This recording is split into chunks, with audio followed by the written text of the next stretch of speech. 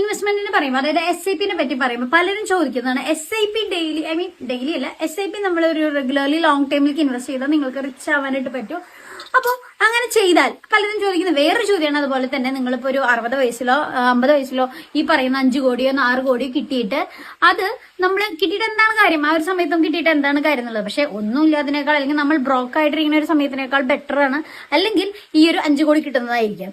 അപ്പോൾ ഇതെല്ലാം നിങ്ങൾ ഇപ്പൊ എടുക്കുന്ന ഡിസിഷൻ അനുസരിച്ചായിരിക്കും. നിങ്ങൾ ഒരു SIP തുടങ്ങുമ്പോൾ ഒരു 15,000 രൂപ, ഒരു 12% ലോങ് ടേം ഇയർലി ഇൻകം, അതായത് റിട്ടേൺ വരുന്ന ഒരു പോർട്ട്ഫോളിയോയിലോ ഒരു ഇൻവെസ്റ്റ്മെന്റിലോട്ടുള്ള നിങ്ങൾ ഇൻവെസ്റ്റ് ചെയ്യുകയാണെങ്കിൽ 5 വർഷത്തേക്ക് അത് 12 ലക്ഷം, 12 വർഷത്തേക്ക് അത് 75 ലക്ഷം, 20 വർഷത്തേക്ക് അത് 1.5 കോടിയും, ഇനി 30 വർഷത്തേക്ക് 5 കോടിയാണ് നിങ്ങൾക്ക് കിട്ടാൻ പോകുന്നത്. അപ്പൊ ഈ 30 വർഷത്തിന് ശേഷം നിങ്ങളിപ്പോ ഒരു 30 വയസ്സിൽ തുടങ്ങിയിട്ട് 60 വയസ്സിൽ നിങ്ങൾക്ക് ഈ ഒരു 5 കോടി കിട്ടിയിട്ട് എന്താ കാര്യം ചോദിച്ചാൽ ഞാൻ പറഞ്ഞ പോലെ ഇതെല്ലാം നിങ്ങളുടെ ഇപ്പോഴത്തെ ഡിസിഷനെ ഡിപ്പെൻഡ്